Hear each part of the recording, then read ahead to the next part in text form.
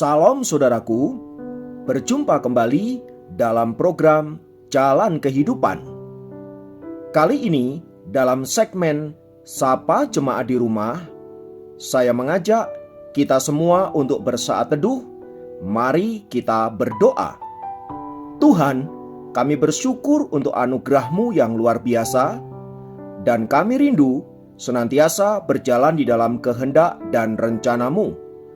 Oleh sebab itu, biarlah firman-Mu yang akan menuntun kami supaya kami berjalan di dalam trek yang Tuhan telah tetapkan.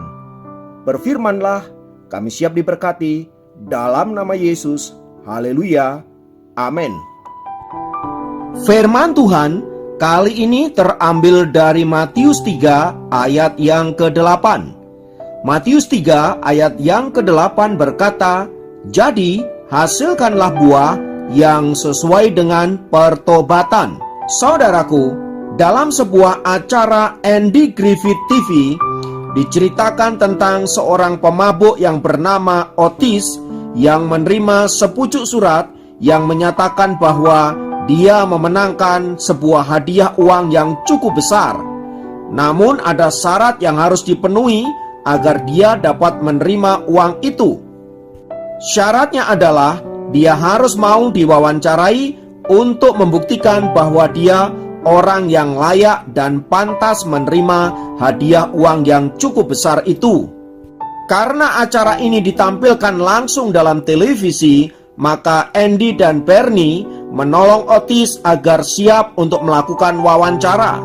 Mereka mendandani Otis dan mencukur kumis serta brewoknya, memotong rambutnya, membelikan baju yang bagus, setelan jas yang keren, dan kemudian ia membawa ke layar kaca.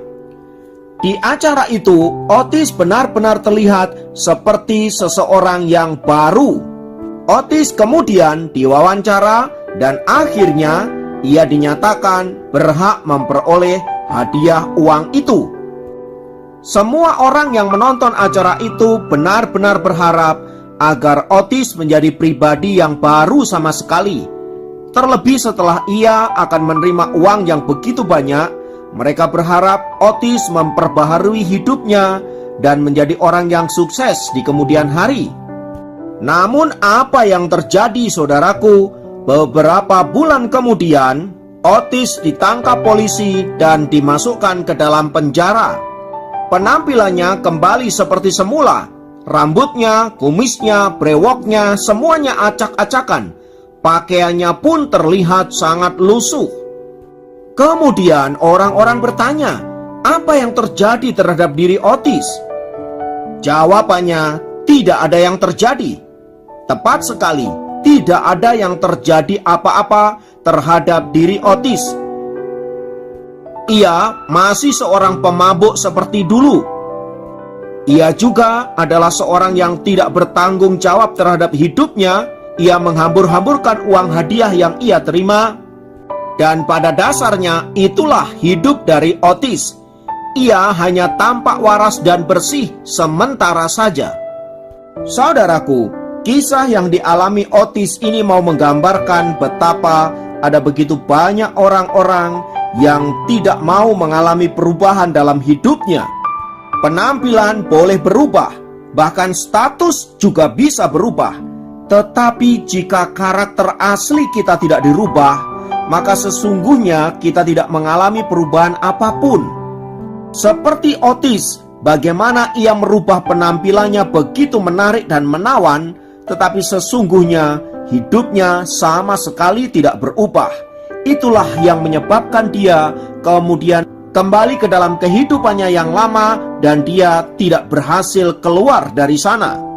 Firman Tuhan yang tadi kita baca, saudaraku, memberikan penjelasan yang begitu tegas bahwa sebuah pertobatan akan menjadi pertobatan bila ada perubahan hidup yang nyata. Jadi pertobatan bukanlah sekedar perasaan sedih atas dosa-dosa yang kita alami, atau perasaan menyesal karena kita telah melakukan hal-hal yang bodoh, hal-hal yang jahat di masa-masa yang lampau. Sebab pertobatan yang sesungguhnya adalah perubahan hidup. Kita yang dahulu mungkin seorang pemabuk, mungkin kita seorang pendusta, kita seorang pezina, kita seorang yang hidup dalam dosa-dosa dan kejahatan, kita mengalami perubahan dan meninggalkan semuanya itu. Itulah yang dinamakan dengan pertobatan. Jika hanya perasaan sedih dan menyesal, itu belum dapat dikatakan pertobatan. Karena itu, Matius tegas mengatakan, hasilkanlah buah yang sesuai dengan pertobatanmu. Jadi kalau tidak ada buah yang nampak, tidak ada buah yang dirasakan oleh dirinya sendiri dan orang-orang yang ada di sekitarnya, maka dapat dikatakan bahwa orang itu belum mengalami pertobatan. Ia hanya sedang berganti baju saja. Tetapi sesungguhnya orangnya masih sama dan tidak mengalami perubahan apa-apa, seperti yang dialami oleh Otis di atas. Karena itu saudaraku, sebagai anak-anak Tuhan, marilah kita senantiasa berusaha untuk mengalami perubahan hidup yang nyata, dimulai dari pola pikir kita dan dilanjutkan di dalam tindakan yang nyata. Sebagaimana seruan yang dikatakan oleh firman Tuhan yang berkata, bertobatlah, sebab kerajaan surga sudah dekat. Kiranya firman Tuhan ini menolong kita untuk senantiasa menjadi pribadi-pribadi yang ada di dalam kehendak dan rencana Tuhan. Mari kita berdoa.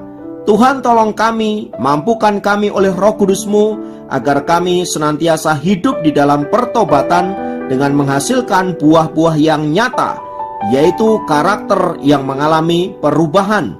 Dan biarlah melaluinya kami dapat memuliakan nama Tuhan dan bersaksi bahwa kami punya Tuhan yang hidup. Terima kasih Bapakku, di dalam nama Yesus kami berdoa. Haleluya. Amin. Demikian program Sapa Jemaat kali ini. Sampai jumpa dalam program Sapa Jemaat yang lain. Tuhan Yesus memberkati.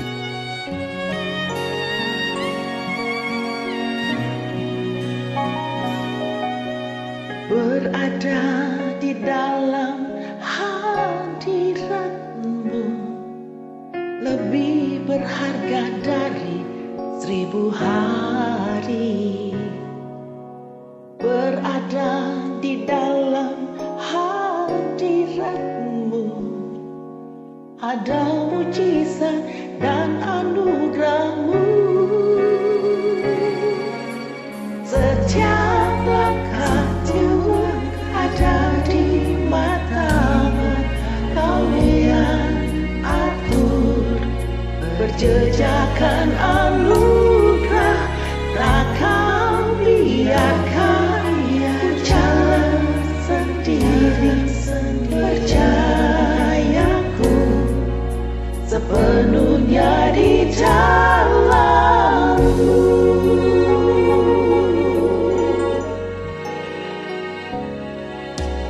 Berada di dalam hadirat-Mu lebih berharga dari 1000 hari. Berada di dalam hadirat-Mu ada mujizat dan anugerah-Mu. Setiap langkah Tuhan ada di mata-Mu, Kau yang atur berjejakan anugerah. Tak Kau biarkan jalan sendiri, percayaku sepenuhnya di dalam-Mu.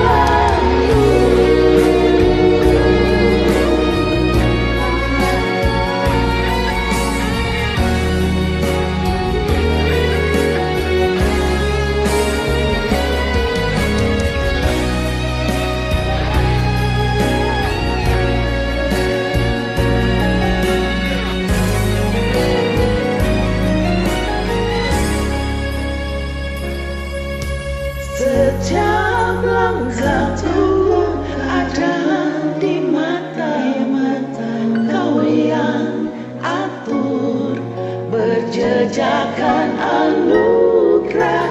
Tak Kau biarkan ku jalan sendiri,